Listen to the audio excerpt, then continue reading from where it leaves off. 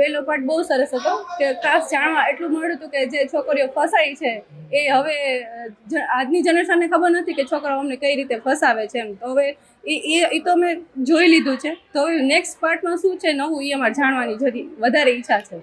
Young જનરેશનને એ જ સંદેશો આપીશ કે જે પણ કરો એ જોઈ જાણી અને પારખીને તમે આગળ વધો.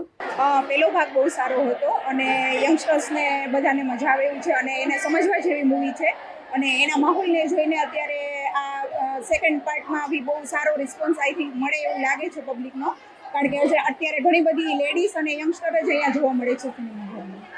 લોકોને હું એટલું જ કહેવા માંગીશ કે તમારા યંગ ગર્લ અને બોય બંનેને લઈને આઈ થિંક આ પિક્ચર જોવા માટે આવવું જોઈએ. હા, મૂવી જોવું જોઈએ. હું અત્યારે અહીંયા ક્રિસ્ટી મોલમાં કેરલા 2 મૂવી જોવા માટે આવ્યું છે મારા ફ્રેન્ડ સાથે. એન્ડ માય મેસેજ ફોર બધી છોકરીઓ માટે કે દરેક હિન્દુ છોકરીઓએ આ વસ્તુ જોવી જોઈએ, અવેરનેસ હોવું જોઈએ.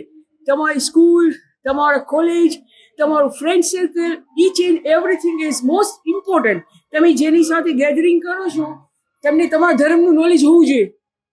That is the main thing. Okay, અને મેં મારા અમુક એક્સપિરિયન્સથી હું ફીલ કરેલું છે. હું ખુદ આ કન્ટ્રીમાં 18 વર્ષ રહેલી છું અને મને ખબર છે કે આ કેવી રીતે થાય છે બધું. સો મસ્ટ કેરફુલ. અને દરેક મમ્મીએ પણ આ જોવું જોઈએ કે એ લોકો એની ડોટરને એ વસ્તુ સમજાવી શકે કે તમારા માટે શું સાચું છે શું ખોટું છે. ફ્રેન્ડશિપ આ બધું દુનિયામાં કાંઈ નથી. ઇમ્પોર્ટન્ટ તમારો ધર્મ છે. If you believe in your own ધર્મ, everything is possible.